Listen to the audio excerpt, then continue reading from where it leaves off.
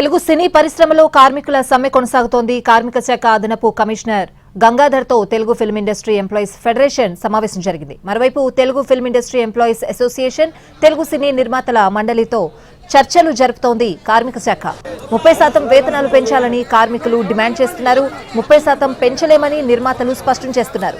ఇరుపక్షాలకు ఇబ్బంది కలగకుండా మధ్య మార్గంగా వ్యవహరిస్తోంది కార్మిక శాఖ. కార్మికుల పక్షాన Telugu film industry employees federation అధ్యక్షుడు వల్లభనేని అనిల్ కుమార్ చర్చలు జరిపారు. సాయంత్రం వరకు ఇరుపక్షాలు ఆయా అసోసియేషన్లతో చర్చించి నిర్ణయం చెప్పాలని కార్మిక శాఖ సూచించింది. సినీ అసోసియేషన్ల ప్రతినిధులతో ప్రతినిధుల మంతనాలు సాగిస్తున్నారు. కార్మిక శాఖ అదనపు కమిషనర్ గంగాధర్తో మరోసారి సమావేశమయ్యారు Telugu cine industry employees federation అధ్యక్షుడు వల్లభనేని అనిల్. సాయంత్రం నిర్మాతల మండలితో కార్మిక శాఖ అదనపు కమిషనర్ మరోసారి చర్చలు జరుపుతామన్నారు.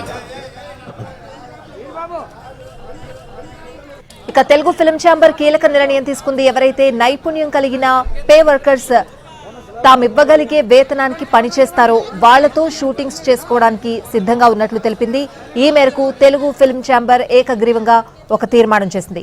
ఇండస్ట్రీలో పనిచేయడానికి సిద్ధంగా ఉన్నప్పటికీ యూనియన్లలో సభ్యత్వం కొరకు లక్షలాది రూపాయలు డిమాండ్ చేస్తూ యూనియన్లు అవరోధం కలిగిస్తున్నాయని వివరించింది. ఇది నైపుణ్యవంతులైన కార్మికుల పొట్టకొట్టడమేనని వెల్లడించింది. ప్రతి ప్రాజెక్టు అవసరాలు, వ్యక్తుల సామర్థ్యాల ఆధారంగా కార్మికులతో కలిసి పనిచేసే పూర్తి స్వేచ్ఛ నిర్మాతలకు ఉంటుందని తెలిపింది. ఎవరైనా ఔత్సాహికులు సినీ రంగంలో పనిచేయాలంటే వారితో పని చేయించుకోవడానికి నిర్మాతలందరూ ఏకగ్రీవంగా నిర్ణయించారని స్పష్టం చేసింది. లక్షలాది రూపాయలు సభ్యత్వం కొరకు కట్టవలసిన పని లేదు.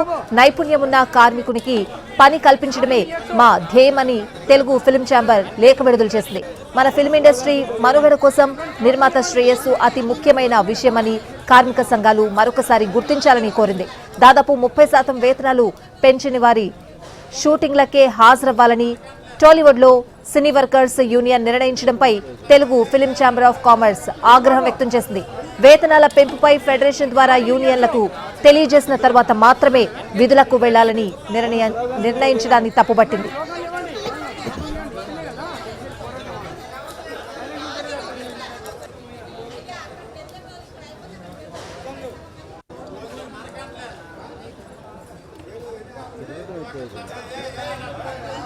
బాబు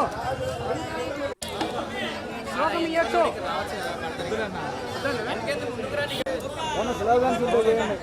శ్లోకం ఇవ్వండి కదా.